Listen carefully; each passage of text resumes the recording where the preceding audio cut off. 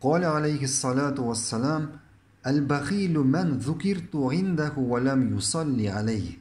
Peygamberimiz sallallahu aleyhi ve sellem aytdi: Soron. Soron ul kim qarshimda meni esga olganda menga salovat aytmovchi.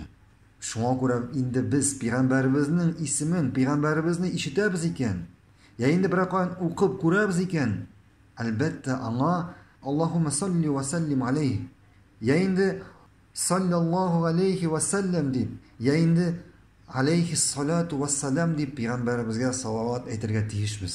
Chunki biz bunday deb aytmasak, so'ron kishi bo'lishakmiz. Shulay payg'ambarimiz ikkinchi bir hadisida aytdi: kim menga bir salovat aytsa, Alloh anga 10 salovat aytir deb, 10 topqir uni maqtar deb.